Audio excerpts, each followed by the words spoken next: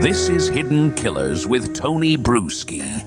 Imagine getting hauled off to jail for a murder you did not commit because someone made up a fake Facebook account and sent videos of the dead body, posted them on there, pretending to be you.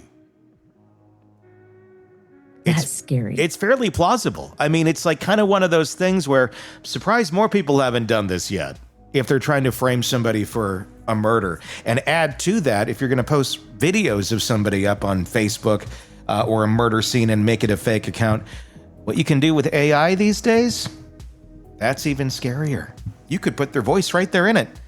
Oh my God. You could have them confessing. You could, I mean, in theory, you could AI a whole fake crime scene, actually. Anyway, wow. That's exactly what happened to Shawn Bailey, a 33-year-old man from Louisville, where he spent nearly 10 days locked up for a brutal killing in Indiana that he had nothing to do with. According to investigators, Bailey was set up in one of the most twisted, tech-savvy frame jobs that we've seen in a while.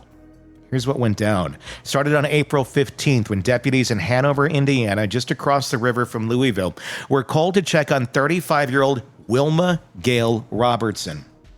What they found, it was horrific. Robertson was dead inside her home on Hickory Drive, stabbed in the back. Hours later, Bailey was arrested for her murder. On the surface, it looked like an open and shut case. And for good reason. There was allegedly a confession. There was video evidence, a clip sent through Facebook showing Robertson's lifeless body on the floor with Chris Brown's stutter playing in the background. One message attached to it taunted, "Tell her baby daddy he doesn't have to worry about her anymore. I did him a solid favor." Chilling stuff. And the Facebook account? It had Shawn Bailey's name on it. Slam dunk, right? Well, I mean, if you're in law enforcement and aren't very tech savvy, you might think that, but wrong. As detectives kept digging, the cracks in the story widened. The DNA from the crime scene didn't match Bailey, not even close, and the digital trail, it did not point to him at all. Instead, the fake accounts, the video, the entire setup led back to Nigel Thomas, a 34-year-old aspiring rapper from Oxford, Ohio, who goes by the stage name Natty Bang. Natty Bang, this weekend, only at the Vibe nightclub. 50 people max. It's like in the back of it. It's like in the side of a gas station or something. And there's Natty Bang. According to Jefferson County prosecutors, Thomas not only stabbed Wilma Robertson, but then orchestrated an elaborate scheme to make it look like Bailey did it, going so far as to create multiple bogus Facebook profiles, fabricate a confession, and even send out the murder video under Bailey's name. Prosecutor David Stutter didn't mince words. He said Thomas engaged in an elaborate plan to frame Shawn Bailey and praised law enforcement from Indiana, Kentucky, and Ohio for tearing that web of lies apart. On Friday, Thomas was arrested in Ohio.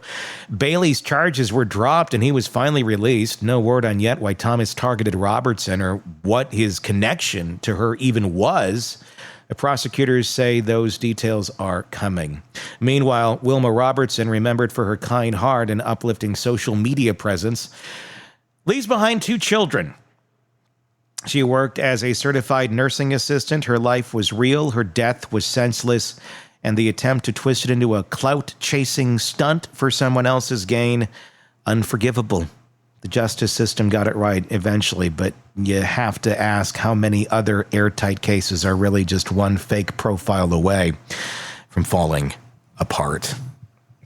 Well, and imagine the poor guy sitting in jail for 10 days. That would seem like forever. Especially when you don't know. Not knowing what the hell. It'd be like, I have no idea what you're talking about. I didn't do anything. And nobody's believing you because there's evidence. Look what you posted. Yeah. But I think it would be, it's kind of like all of those requests you get from fake people, who works at Surgeon at Sea or something, all those accounts. if you really look at the account, there's no content on the account. Mm-hmm. And so my guess is once they really started diving into it, it's like, this is a very new Facebook profile.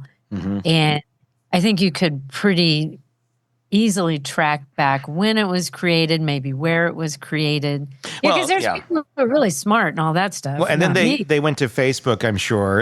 I'm sure they got a subpoena to them and said, we need the IPs of where this posts are coming from. So the idiot rapper didn't really realize, maybe you should use a VPN if you're going to try and post something and not get traced back to you. That would be helpful. But he did not do that, and he got caught. I mean, it would have been a smart idea, and that's never would have been a smart idea because you could always trace the IP no matter what. But you could play the long game too. Yeah. Where you're going to set it up, and you have really built up this profile, so this person really looks like a real person. Plan it way ahead. Start your profile early. We're just giving you some great ideas in case you want to steal this idea. We should tell that to kids when they get out of high school. Planning on killing someone in your life? Start the fake Facebook profile early. Play the long game, kids. Yeah, play the long game. Thing is, the people who are smart enough to play the long game are not killers. But he had thought this whole thing out because he's trying to frame this guy. And I'm not 100% sure how Shawn Bailey was connected to this poor woman. Yeah. So did maybe they not at know all. each other? I'm going to guess. I mean, I don't know because they said those details are going to come. So I'm just completely speculating here. Maybe there's no connection whatsoever. Maybe he just found this guy's profile and said, guess what? You're the dude. It shows that you're here. I mean, you can search by location. So you can find people in your general area, pick one, and then there you go. I mean, it would not be hard to pull this off, and it would not be hard to get someone arrested for something like this at all, and then he really. sends the video to the girlfriend of the murdered woman, her ex-husband's girlfriend, the murdered woman's ex-husband's girlfriend. So, oh my God, that poor girl. She just gets this message. Oh, God. So of course you're going to go to the police. It's it's just, maybe Shawn Bailey is her ex. It doesn't really, I couldn't figure that out. I don't know. There's some web of something going on here. But or maybe he's just a random guy. It's like, I hate him. I got beef with that guy. And so I'm setting him up. And maybe this guy was dating Wilma and wanted to end it. I don't know. I guess the question would be, did they have enough probable cause to arrest the guy at the beginning? Or should there have been a little more, or was that enough on its face value? Because look, you can fake that shit. Obviously it was fake. He wasn't on the video. I mean, the post was of the murder, or the video was of the murder. So that shows you whoever is posting this is showing off the murder scene, and that would not be debatable by police that somebody has stuff that they shouldn't have. But to assume immediately that that's your guy, just because that's the name on the Facebook profile, especially in something like this, I would be really questioning that that's your guy. Now, I'm going to guess this isn't a big town. Yeah. So maybe, as a precaution, it's like, we need to get this guy off the street immediately. Yeah, so go arrest him. It's like it's a tough one, but because you could, but it does take time to get that. It's not like you can just dial up Facebook and go, hey, can you get me the IP address? It probably takes a little bit of time. Yeah. And then that whole Chris Brown song, tell her baby daddy he doesn't have to worry about her anymore. I did him a solid favor. Yeah. It does seem like, oh my God, this guy murdered her. And I'd be freaking out. Yeah. If I got that, I'd be rushing to the police with that. Certainly you go in for questioning. I've seen people get arrested on, or go far longer without being arrested.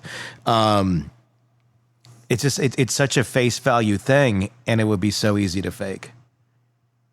But 10 days sitting there. But if you're going to be in there for years. And you have to assume that everybody is as up on technology to understand how easy this would be to fake. Mm-hmm. I mean, you could do this with not even a real murder. You could make a fake profile for somebody, AI some murder scenes, AI their voice, and make him do a confession and make it look like there's a fucking murder scene, and then put it out there. And people are like, what the hell is this? It'll start getting reported. That person will get dragged in. I mean, it's like swatting in a sort of way, but with in a different way. I mean, you're not calling the SWAT. You're basically accusing someone of a horrific crime. But I mean, I guess, doing their job, it looks like this guy sent her the video, so let's go arrest that guy. Yeah. And then I'm glad that they let him go, but there's no DNA evidence whatsoever. That could have gone horribly wrong. I know it. I'm listening to a podcast right now where that happened. Yeah. Which one is that? That one is Bone Valley. Yeah, we had Is the name of it? we had the creator of that on the show the other day.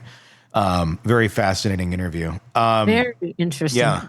And But, it's just that whole, I think a lot of times, and you hear this historically, I mean, it's been something that's happened for years. Mm-hmm. They get centered on or focused on this is who did the crime, Mm-hmm. and we're going to make it, all the evidence points to him. We're going to say it all points to him, even though there's no real evidence. And there are innocent people all over the country in jail. I mean, Delphi, Indiana, that is a case that is a prime example of that, with the murder of those two girls and Richard Allen being locked away when he's clearly not their guy. And it just sits. I mean, this could have gone that way. They don't want to lose face. And so, especially in a high profile murder, we caught the guy. Now you don't want to go, no, we didn't. It comes down to pride on a lot of these things. And it's going to be the pride of either the officers who arrested the person wrongly, or it will be the pride of the person who's been arrested wrongly. And in some cases, and especially in smaller towns and shit, usually guess whose pride gets to stay there? The police. Mm-hmm. No, they don't like to be wrong. They like to have their authority. And in the right cases, yes. But you know what? You gain a hell of a lot more respect when you can admit you're wrong. Yes. But I do agree. I mean, I get why they went after this guy and arrested him. I get it. I get it. But I feel like today, 10 days they let him go. I feel like today they need to do a little bit more research before you jump to putting someone in jail for 10 days. Yes. I think you need to have that a little more planned out. And couldn't you have just looked at the guy's profile and seen there's really no posts? Then you're relying on these people to be literally. I guess you could make your page private. They're not trained. I mean, unless you're in the technical specs of things and you're a forensic, officer or detective, but most are not. So most, probably don't even, use Facebook, or to be depending on the age of the individual, or if they want to be out there. A lot of cops don't want to be on social media and such. So they may not even understand how this shit works if you don't use it. So what I'm talking about may have just been completely eluding them, knowing they may just not know what to. They don't get trained in everything in the world. No.